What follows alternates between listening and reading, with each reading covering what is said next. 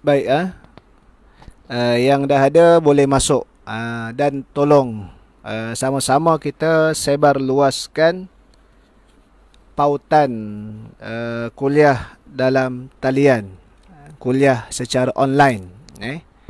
Assalamualaikum warahmatullahi taala wabarakatuh. Alhamdulillah wassalatu wassalamu ala Rasulillah wa ala alihi wa sahbihi wa man tabi'ahu wa nasrahu wa man walah. Rabbi syrah li sadri wa yassir li amri wahlul 'uqdatam min lisani yafqahu qawli. Baik, alhamdulillah, kita teruskan lagi pada malam ni kuliah Maghrib secara online dalam talian kitab Ayyuhal Walad. Ini kitab dia. Ini kitab dia tulisan Jawi. Kitab karangan oleh Al-Imam Al-Ghazali rahimahullah ta'ala yang menghimpunkan sebanyak 25 nasihat. Ayyuhal Walad, iaitulah wahai anakku yang tercinta.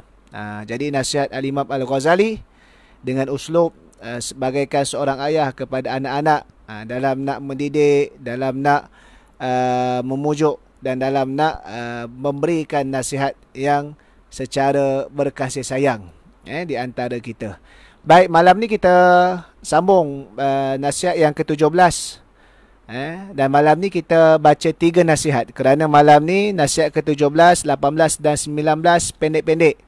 Biasa kita ambil satu malam 2 nasihat. Tapi malam ni kita ambil 3 nasihat kerana pendek-pendek. Jadi kita boleh lebihkan sikit pada malam ni. Baik, dan kita pun petang tadi dah dapat berita berkenaan kita akan sambung dilanjutkan PKP, tempoh perintah kawalan pergerakan, yang sepatutnya habis 14 disambung dilanjutkan lagi bermula 15 hingga 28 April. Jadi sama-samalah kita sambut Ramadan dengan kita solat berjemaah rumah masing-masing. Hidupkan rumah kita dengan cahaya ibadah dan juga syiar agama Islam di rumah masing-masing. Mudah-mudahan sampai masa yang diizinkan oleh Allah kita kembali semula ke masjid. Baik. Jadi malam ni kita nak masuk yang ke-17, 18, 19. Jadi nanti habis kitab ni kita akan tengoklah kita baca kitab apa. Kita akan maklum bila dah hari yang terakhir, untuk kita sambung lagi apa yang boleh kita baca, ambil pengajaran dan juga khatamkan sepanjang tempoh PKP ni, insya-Allah. Jadi okey, boleh lagi masuk siapa yang ni, kita pun baru start, mula lambat sikit. Baik, nasihat yang ke-17 iaitulah berkenaan dengan parti ilmu tasawuf. Intipati lah, maksudnya perkara paling utama dalam ilmu tasawuf nak disebutkan oleh Imam Ghazali. Kata Al-Imam Al-Ghazali, wahai anakku yang tercinta, ketahuilah bahawasanya ilmu tasawuf itu mempunyai 2 unsur. Ilmu tasawuf ni ada 2 unsur. Unsur yang pertama adalah istiqamah, tetap pendiriannya, dan unsur yang kedua baik kelakuan dengan makhluk. Ni 2 unsur yang disebutkan oleh Al-Imam Al-Ghazali, seorang yang cukup hebat dalam ilmu tasawufnya itu. Disebutkan peringatan kepada kita, kalau kamu betul nak tasawuf ni, mafhum dia, jaga 2 perkara, istiqamah, tetap pendirian, dan kedua berbuat baik dengan makhluk.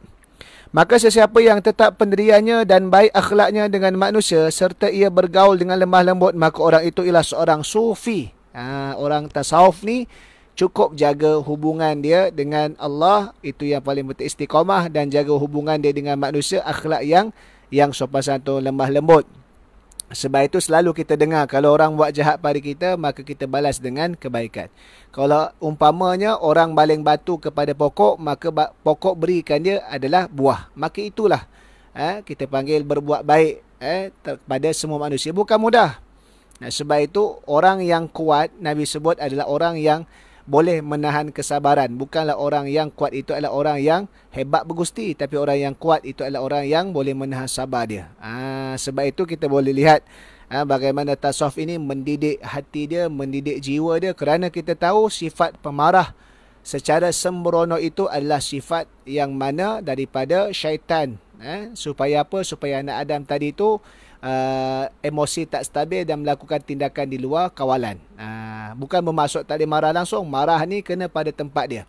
Imam Syafi'i pun ada sebut, manistughdiba walam yaghdha fahuwa himar. Siapa yang sepatutnya marah tapi dia tak marah, maka dia diumpama keldai. Contohnya orang kutuk Islam, orang kutuk Rasulullah, orang hina ulama, kita tak marah, kita pun buat bodoh je. Macam tu, ini umpama himar, Imam Syafi'i kata, sebab tak ada sifat marah.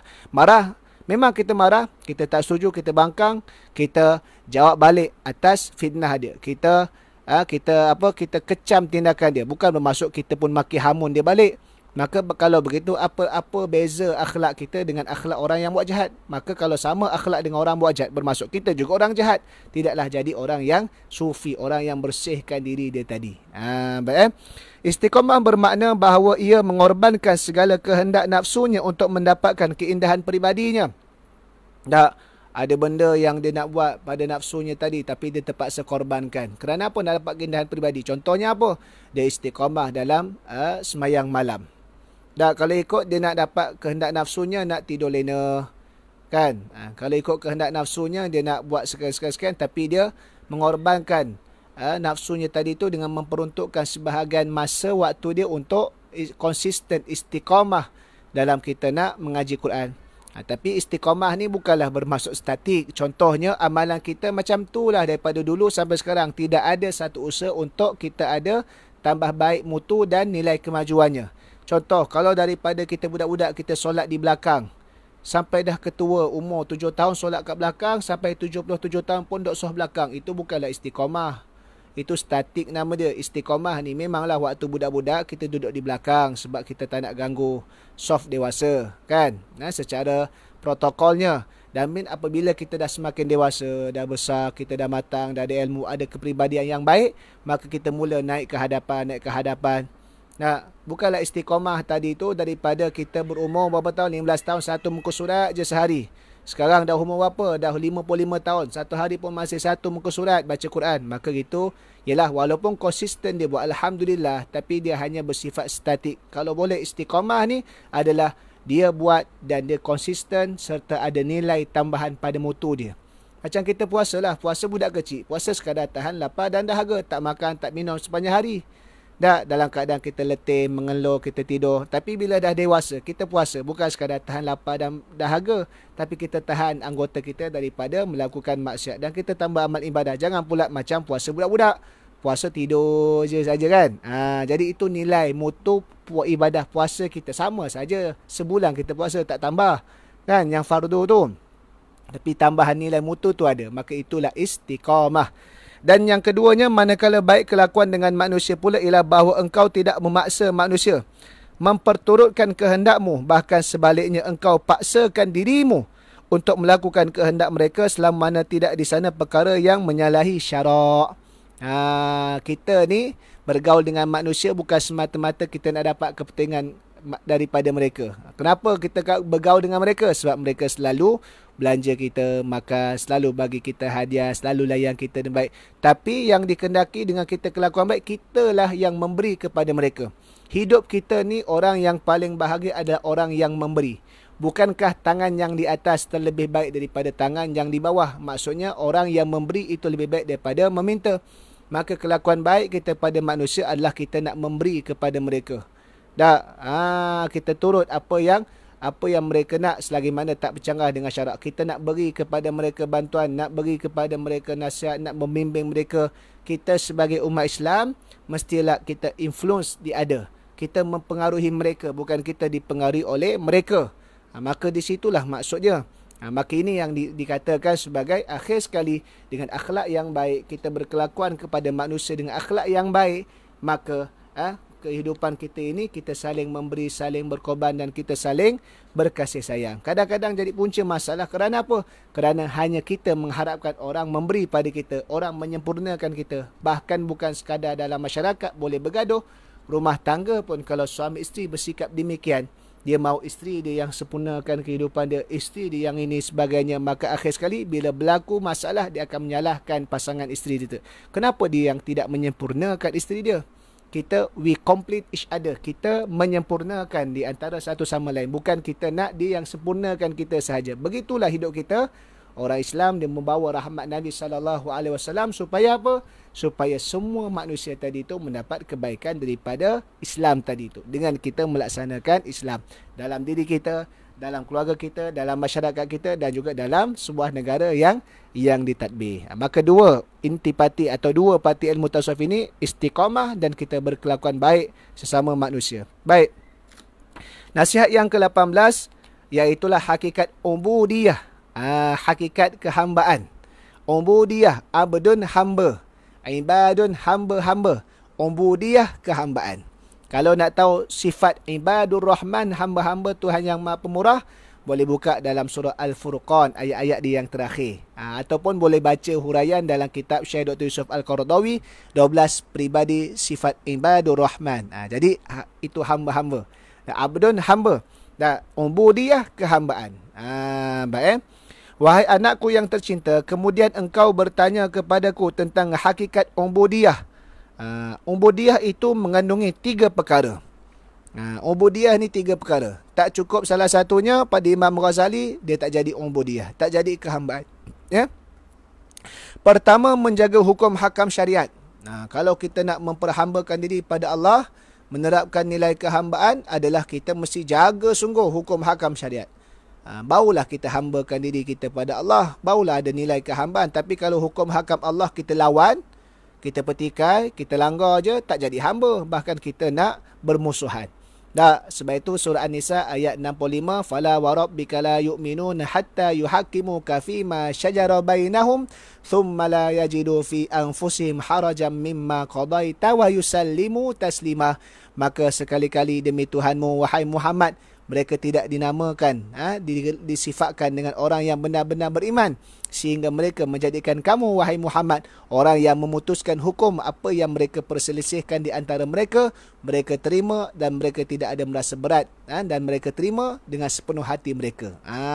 Dia ikut hukum hakam yang disampaikan oleh Nabi Muhammad sallallahu alaihi wasallam. Tapi kalau tak ikut hukum hakam, tutak aurat pun tanya, nak tutak aurat tapi saya baik. Macam mana baik kalau dia tidak tutak aurat kerana dia sendiri tidak ikut perintah Tuhan? Orang yang baik adalah orang yang ikut perintah Tuhan. Orang yang jahat adalah orang yang lawan Tuhan. Kan? Kadang-kadang bila kita ni tak ikut perintah Allah ni, kita tak rasa benda. Tapi kalau kita buat jahat ke manusia, itu jahat paling sejahat-jahatnya. Bukan nak kata buat jahat manusia ni boleh, tak. Jahat pada manusia pun jahat juga. Jahat pada Allah pun terlebih jahat kerana lawan Allah sungguh. Contoh bab rasuah. Rasuah jahat. Kan? Ambil harta secara batil. Tapi kita panggil orang yang menentang Tuhan, mensyirikkan Allah. Bukankah itu satu kezaliman yang besar? Dalam Quran sebut inna syirka la zulmun azim. Ada satu kezaliman yang besar. Walaupun dibahaskan kezaliman pada diri sendiri. Kerana apa? Kerana mencampakkan diri ke lembah neraka selama-lamanya. Tapi dia tetap bersifat zalim. Kan? Tapi kenapa hanya nampak bab isu-isu muamalat sahaja satu perkara yang dosa? Kenapa tak dilihat pada perkara-perkara orang tadi itu mencabar akidah? Tak dilihat sebagai satu perkara yang bahaya. Sebab itu kadang-kadang kita kena tengok tafsiran sesuatu tadi itu mengikut lunas di dalam Al-Quran. Tak macam adil, kalimah adil. Pada dalam Quran, kalimah adil adalah wadu'an syai' fi mahallihi, meletakkan sesuatu pada tempat dia. Tapi kalau ikut definisi yang dikendaki oleh liberal barat, adil itu adalah equality, sama rata. Sebab itu geng-geng feminism, geng-geng liberalism, maka dia akan menaikkan isu. Contoh, tak adil laki dan perempuan. Kenapa perempuan kena tutup seluruh tubuh, laki tak pula? Tak adil pada pembahagian harta pusaka. Kenapa laki nisbah dia satu laki, nisbah 2 perempuan? Tak lizzakari mithlu hazzil unthayain. Dalam harta pusaka perbolehkan jika berkemampuan dan boleh berlaku adil untuk berpoligami. Kenapa perempuan tak boleh? Kenapa laki je yang ada kuasa dalam nak menjatuhkan talak, wanita tiada? Maka dia akan main isu-isu tersebut. Dan dia pun naikkan kalimah ini tak adil. Kerana apa? Tafsiran tak adil pada mereka equality, sama rata, sama pada angka, sama pada bentuk. Sedangkan Islam adil tadi tu wadu'a syai' fi mahallihi, meletakkan sesuatu pada tempat dia. Tak contoh, kita ada anak yang sulung universiti, anak yang bongsu adalah UPSR.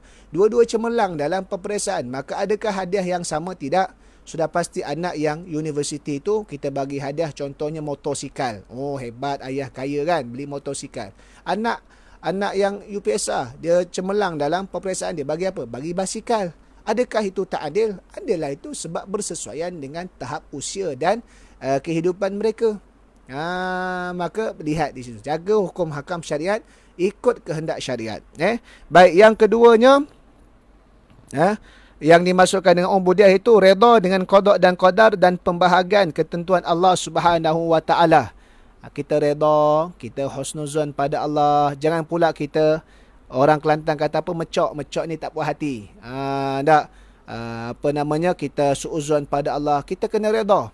Setiap perkara yang berlaku di atas dunia ini, hatta sekalipun daun yang berguguran daripada pokok jatuh ke tanah, adalah 3 perkara. Satu, semuanya berlaku dalam ilmu Allah. Allah Ta'ala tahu belaka.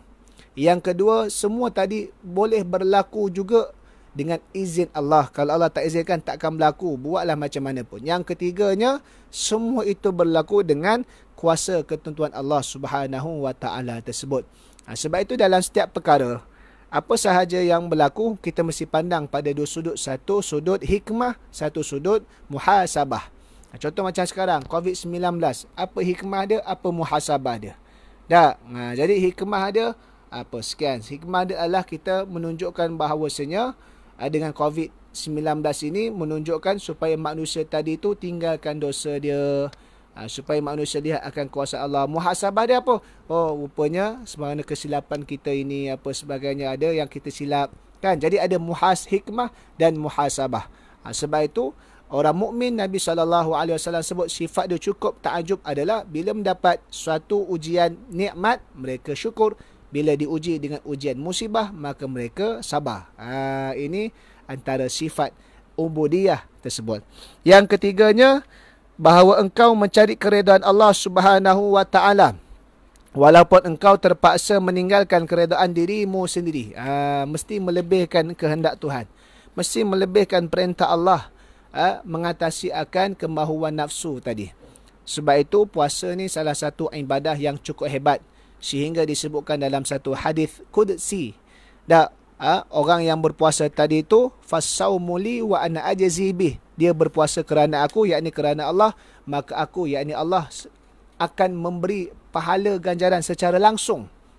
Berbeza dengan ibadah-ibadah yang Allah Ta'ala kata apa? Wa ana ajzi bih, aku yang beri langsung ganjaran pahala kepada orang yang berpuasa tersebut. Kerana apa? Kerana kemahuan nafsunya nak makan itu, nak makan ini, tapi dia sanggup meninggalkan selera makan dia tadi bermula subuh sampailah masuk maghrib semata-mata ibadah puasa, perintah daripada Allah Subhanahu wa Ta'ala tersebut. Kena pula kita kat Malaysia ni, perut pula orang Melayu, semua makanan boleh masuk daripada pagi sampai ke malam dia. Tapi bila time puasa, kita sanggup meninggalkan segala-galanya keenakan tadi tu, kerana kita tunduk kepada perintah Allah. Maka ini yang dimaksudkan kita turut kehendak Tuhan daripada turut kehendak nafsu kita. Dalam keadaan kita sibuk, kita seronok tengah main apa sebagainya, masuk waktu semayang, kita kena semayang fardu.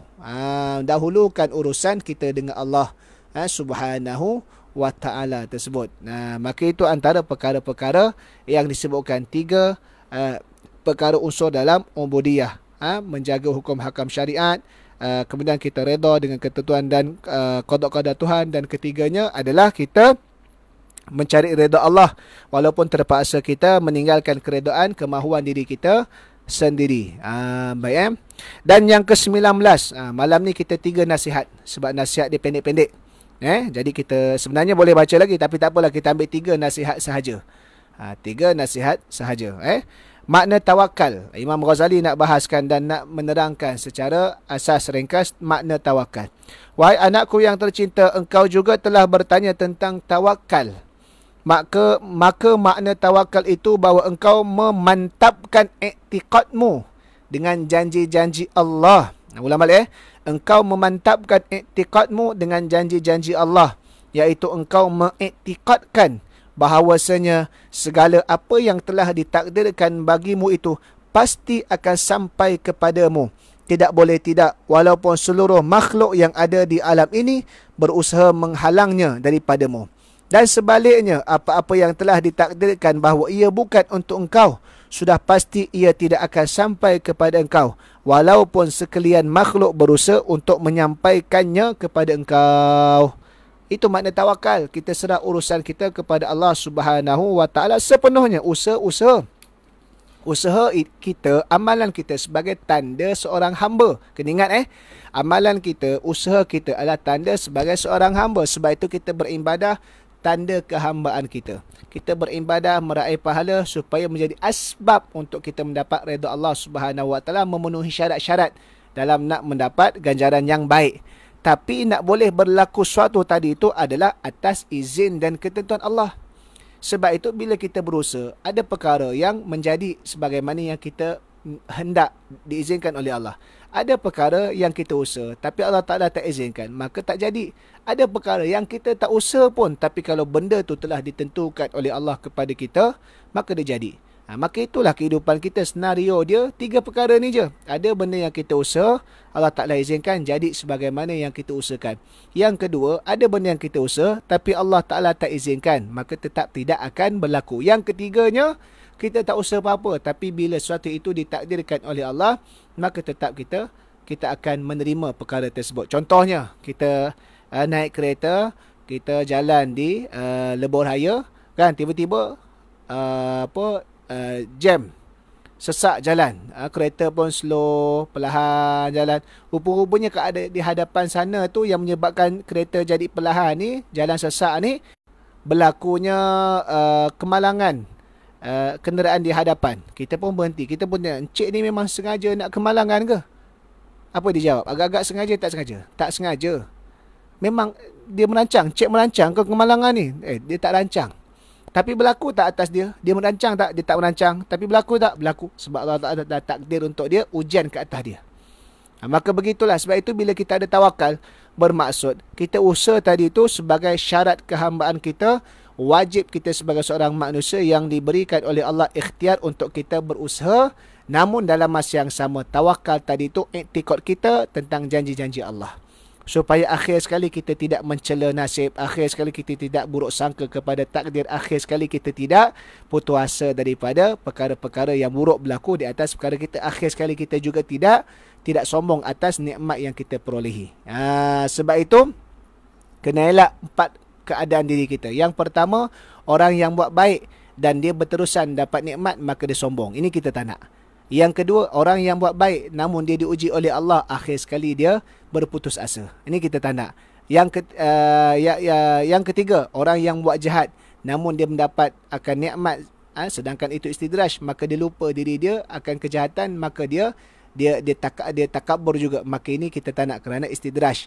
Yang keempat, orang yang buat jahat dan dia diuji oleh Allah, akhir sekali dia menyalahkan Tuhan kerana tak bagi dia hidayah, maka dia ini adalah orang yang mendustakan kepada Allah. Ini juga kita tak nak. Yang kita nak adalah apa sahaja keadaan kita, kalau kita buat baik, kita dapat nikmat, kita syukur. Kalau kita buat baik, kita diuji oleh Allah, kita sabar. Jadi itu antara perkara tawakal dalam hidup kita. Kena ada tawakal. Kerana apa? Kita manusia yang lemah. Dengan tawakal, iktikad kita yang kukuh tadi itu, dimantapkan iktikad kita, maka kita tidak akan riak dan sombong takabur. Kita tidak akan putus asa serta mendustakan Allah Subhanahu Wa Ta'ala. Jadi sekadar itu sajalah. Terima kasih kepada semua sahabat-sahabat yang sudi bersama-sama pada malam ni. Jangan lupa untuk sama-sama kita subscribe channel YouTube Zuhaili Saiman untuk rakaman video-video dan juga kuliah-kuliah yang kita muat naikkan di situ sebagai simpanan untuk ulang kaji dan ulang siar. Dan juga tolong sama-sama kita sebarkan.